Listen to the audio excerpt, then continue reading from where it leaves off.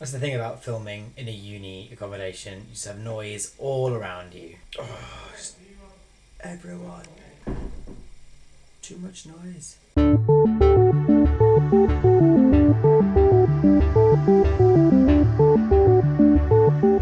Hey guys, and welcome to Catching Up on YouTube, a series that tries to articulate all of my thoughts that I've had about YouTube during my absence from creating. Like any internet phenomenon, YouTube changes a lot.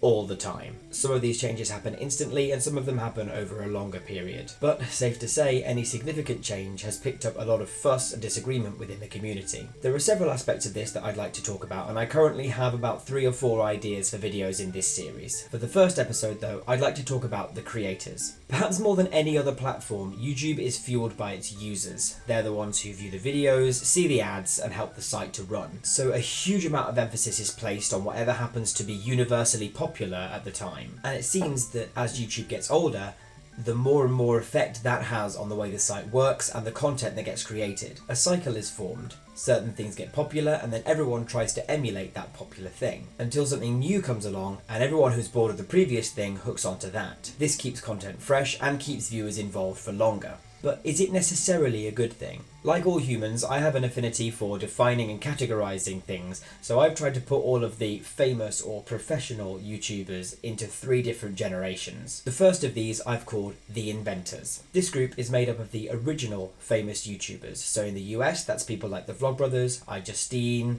dare I say it, Fred. While in the UK, this defines early vloggers such as Charlie Is So Cool Like and Amazing Phil, as well as animation collectives like Ed's World and Weeble Stuff, which actually predate YouTube. I've grouped these creators together not just because of the time they started creating, but also because of the impact and influence they've had on online culture. I've called them the inventors because they were among the first people who decided what YouTube was going to become. Zay Frank and the Vlogbrothers pioneered the video vlog. Mr. Weeble and Dom Ferrer legitimized YouTube as a popular animation platform. Alex Day invented the tag video, and crude though it was, YouTubers like Fred and early days Tom Scar popularised the idea of posting sketches and short films on YouTube. Without these creators, YouTube probably wouldn't be the way it is today. It might be very similar, but the way that it's got to where it is now would be very different. The second generation I'm naming the specialists. This is the wave of YouTubers that have risen to fame more recently, and in many cases faster than the first generation. This refers to creators like Grace Helbig, PewDiePie, Markiplier, Emma Blackery, Alfie Days, and Zoella. When the inventors started to create content, the idea of making money from YouTube didn't even exist. But for most of these creators, monetizing videos has always been an option. For this generation, it's very important to gather a solid, committed following, and that's why they're the specialists. Charlie McDonald's fans will watch any of his videos, whether it's a short film, a vlog, or even a ukulele cover. Whereas people watch Felix and Mark because they want to see a let's play of the latest video game. They go to Zoella for their beauty tips, and Ben Cook for their dose of eloquently phrased feminism. This generation are inventors as well.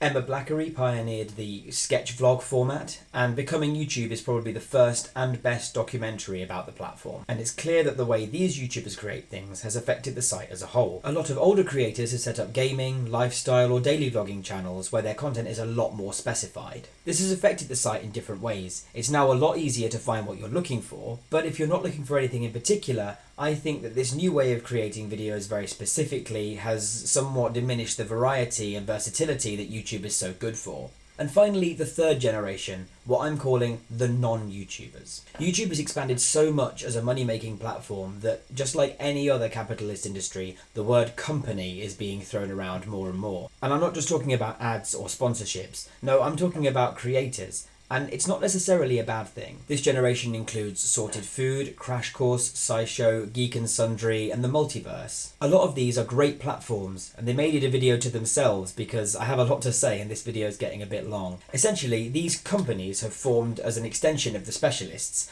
They give viewers what they want, but in a way that seems a little bit more professional. And I've called them the non-YouTubers because it's not just 1 or 2 people anymore. Many of these groups employ full-time staff to write and edit the videos so that the quality and the quantity can increase. On lots of levels, and certainly the surface level, this is brilliant. Lots of good quality content specifically marketed for the audience that wants it. But I feel like the creation of these collectives has put a certain pressure on smaller or individual creators. An online friend of mine, Meg, has just under 9,000 subscribers, and she recently did her very first sponsored video. I'm absolutely chuffed for her, and if she wants to make a career out of YouTube videos, then that's amazing. But I just worry about the pressure being placed on people to make profit out of their videos. Anyway, I hope you found this video interesting. I realise it was quite intense, and if you're not hugely involved in YouTube culture, then I'm sorry if I bored you. Give this a like if you like it, and make sure you check out my other videos if you did. That's all from me now. See you next week.